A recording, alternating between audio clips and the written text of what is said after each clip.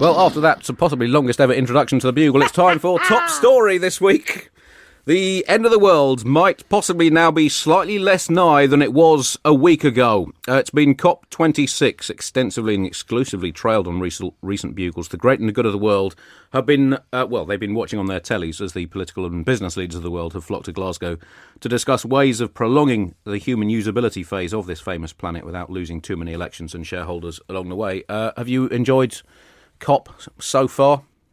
Well, I took a cautious slight pleasure that something seemed to be happening rather than nothing. Right. That's as much as you can say, isn't it? Yeah. Really.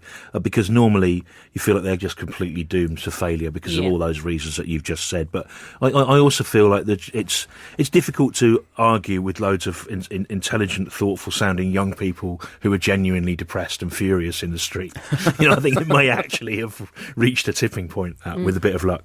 Yeah. I'm so excited about Generation Z. I just want them to f***ing revolt, mate. Tear the streets up, smash the state, do what you've got to do. We've done nothing for as long as you've been alive. Do feel free to wipe us all out and continue the planet better. You're doing great. Well, the rhetoric as well, the rhetoric that seemed radical from young people even 2 years ago is now what a lot of mainstream people do. And in fact, as a little quiz involving the news, or a news quiz if you like, Andy, I've written down some quotes that are from Greta Thunberg or the Queen. Right. And I want you to tell me who do you think? Is one of them touch me on magic? No. Who do you think said, "The time for words has now moved to the time for action"? The Queen or Greta Thunberg? Oh. The time for words has now moved to the time for action. Or is that the German grandparents of Elizabeth? I was wondering who that was. Henning Ben. I think I think that's the Queen. I think that is the Queen. Yeah. All right, okay. I'm going to go the Queen. Yeah. Right, well, you're both right there. Right. Yeah. Who do you think said, "You can shove your climate crisis up your arse"? That's Greta. I saw her chanting it this morning. That's right. That's very much the subtext of the Queen, I think. Who do you think said, "Rise above the politics of the moment"? That sounds weak. I'm going to say the Queen. Sorry, Greta. What's the Queen? It's not being as good as I thought this. Right. Everyone's getting everything right. Who do you think said, "Act for our children and our children's children"? Well, is it possible that it was the Queen, but she was overheard speaking to her lawyers regarding the Prince Andrew crisis? That's what if you hadn't made that joke, I would have done. Okay. But it was the Queen. Well done. That was the Queen. But that's like, what about this one? None of us will live forever. The Queen or Greta Thunberg? Is that a lyric from a song by Queen? No, it's not a lyric from a song by Queen. Right. It's one Freddie of those Mercury. two people. Well, it can't be the Queen because she obviously will live forever.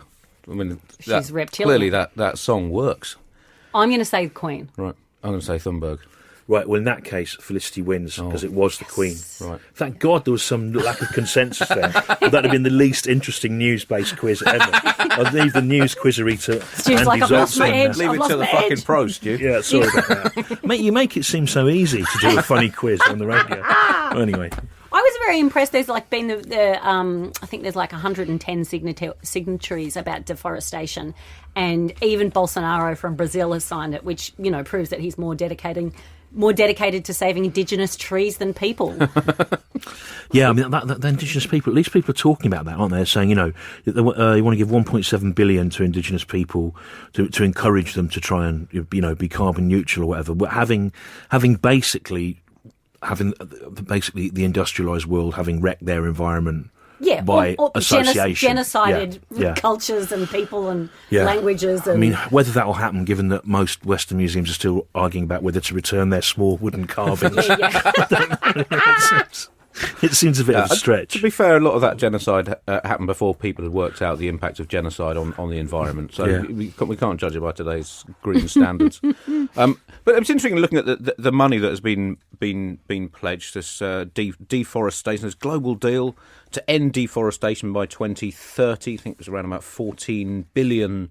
Previously, a similar deal in 2014 has done in statistical terms absolutely jack shit to stop deforestation. It includes a $1.1 billion deal to save the Congo Basin's rainforest. It's the number 2 ranked rainforest in the current world rankings, behind the Amazon, still on cracking form despite everything. And So for $1.1 billion, you could either save the Congo Basin rainforest or you could get the broadcast rights for 3 months of Premier League football.